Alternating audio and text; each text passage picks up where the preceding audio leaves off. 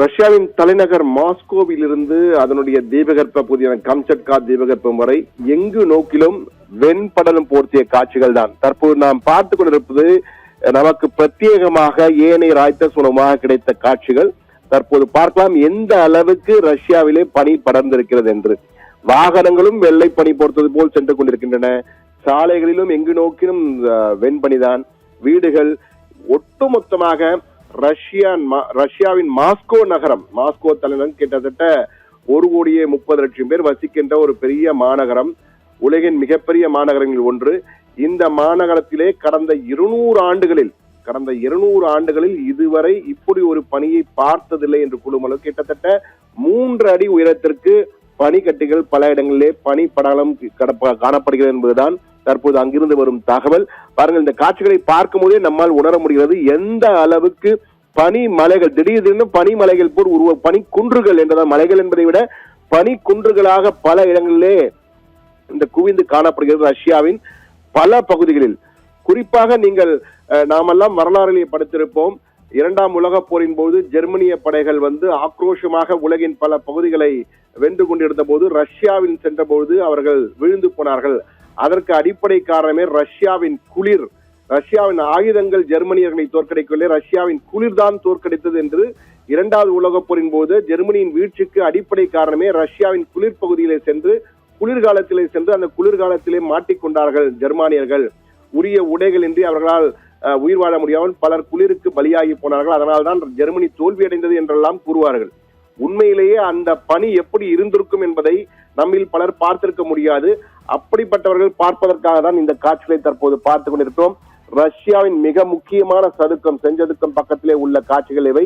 எப்படி பனி புயல் பனியை கொட்டி கொண்டிருக்கிற காட்சிகள் நமக்கு பிரத்யேகமாக அங்கிருந்து கிடைக்கின்ற காட்சிகள் இவை அனைத்துமே. பனியில் புதைகின்றதோ ரஷ்யா என்று கூறும் அளவுக்கு ரஷ்யா இதுவரை சந்திக்காத ஒரு பனி புயல், குறிப்பாக மாஸ்கோ, தலைநகரம் மாஸ்கோ இதுவரை சந்திக்காத ஒரு பனிக்காலத்தை, தற்போது குளிர்காலத்தை, வின்டர் என்பது ஜனவரியிலே முடிந்துவிடும்.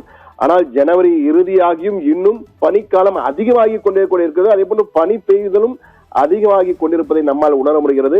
எந்த அளவுக்கு இதெல்லாம் அழகாக காட்சி அளிக்கும். இது வசந்த காலத்தின் தொடக்கமாக ரஷ்யாவில் இருக்கக்கூடிய சூழல் ஆரம்பம். ஆனால் தற்போது பாருங்கள் எந்த அளவுக்கு பனி புயலும் பனி படலமும் அங்கு இருக்கிறது என்று. அனைத்துமே வெண்பனி போர்த்தது போல்தான் காணப்படுகிறது. அங்கு குளிர்நிலை எப்படி இருக்கும், தற்போது வெப்பநிலை என்ன இருக்கும் என்று நீங்கள் நினைத்து பார்க்கலாம். தற்போது மாஸ்கோவிலே சராசரியாக -20 டிகிரி சென்டிகிரேட், -20 டிகிரி. அங்க +5 தான் அதிகபட்சமாக இருக்கு. அது ஒரு சில இடங்களில் மட்டும்தான்.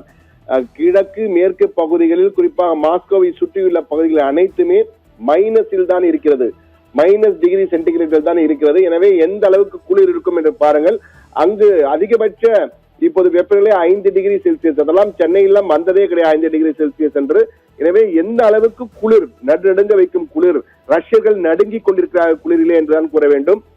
அதே போன்று கம்சட்கா பிராந்தியத்திலே கடந்த 200 ஆண்டுகளில் இல்லாத அளவுக்கு 10 முதல் 40 அடி உயரத்திற்கு பனி படலம் காணப்படுகிறது. அதாவது 40 அடி உயரம் என்றால் கிட்டத்தட்ட 3வது மாடி வரை எடுத்துக்கொள்ளலாம், 3வது மாடி 4வது மாடி வரை எடுத்துக்கொள்ளலாம். அந்த அளவுக்கு பனி மலைகளாக காணப்படுகிறது. வீடுகள் எல்லாம் பனியிலே மூழ்கி இருக்கின்றன என்றுதான் கூற வேண்டும்.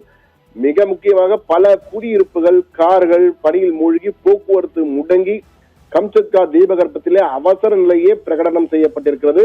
இது கடும் பனிப்புயலால் இயல்பு வாழ்க்கை பெரிதும் முற்றிலுமாக பாதிக்கப்பட்டிருக்கிறது கூற வேண்டும். ஜனவரி 29 நேற்று இரவு நிலவரப்படி மாஸ்கோ ஸ்டேட் யூனிவர்சிட்டி வானிலை ஆய்வுக்கூடம் 92 மில்லிமீட்டர் பனிப்பொழிவு, பனிமழையை, இங்கெல்லாம் நாம் மழை என்றால் தண்ணீர் வருகின்ற மழையை தான் மழை என்பது, அங்கு பனிமழை தான் பெய்கிறது. எனவே பனிமழையை பதிவு செய்திருக்கிறது 92 மில்லிமீட்டர். இது கடந்த 203 ஆண்டுகளில் மிகப்பெரிய அளவாக பதிவாகி இருக்கிறது என்பதுதான் தற்போது அங்கிருந்து வருகின்ற செய்திகள்.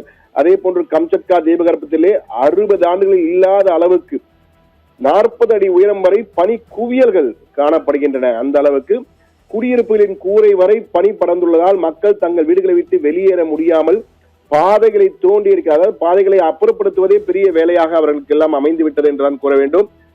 இந்த பொது போக்குவரத்து தற்காலிகமாக நிறுத்தப்பட்டிருக்கிறது. பல இடங்களிலே கார்கள் பனியில் புதைந்து கிடக்கின்றன. மேலும் சில பகுதிகளில் 4வது மாடி வரை பணிகள் மூழ்கி இருப்பதாக நமக்கு தகவல் வந்து கொண்டிருக்கிறது. ஆனால் இது மாஸ்கோவிலிருந்து நமக்கு கிடைக்கின்ற காட்சிகள். மாஸ்கோவை மற்றும் அந்த கம்சட்கா தீபகற்பம் பகுதியில் நிலைமை மிக மோசமாக இருக்கு என்பதுதான் அங்கிருந்து வரும் தகவல். ஆனால் ரஷ்யா பணியில் புதைந்து கொண்டிருக்கிறது என்ற தகவல் எல்லாம் தற்போது அச்சமூட்டும் வகையில் சமூக வலைதளங்களை பரப்பிக் கொண்டிருக்கிறார்கள். ஆனால் ரஷ்யாவிலே பனிக்காலம் என்பது மிக கடுமையாக இருக்கும், அதில் மாற்று கருத்தே இல்லை. ஆனால் இந்த முறை முன் எப்போதும் இல்லாத அளவுக்கு கூடுதல் பனி அதிகமாக இருக்கிறது. பனி பொழிவும் பனி மழையும் பனி குவியல்களும் ரஷ்யாவில் அதிகமாக முன் எப்போதும் இல்லாத அளவுக்கு இருக்கிறது என்பதுதான் தற்போது மிக முக்கிய செய்தி.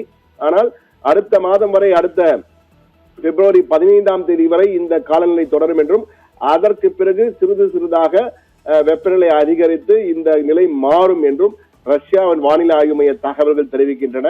ஆனால் தற்போது உச்சக்கட்ட குளிரில் ரஷ்யர்கள் நடுநடுங்கி கொண்டிருக்கிறார்கள் என்பதுதான் யதார்த்தமாக அங்கே காணப்படும் சூழல். ராதிகா.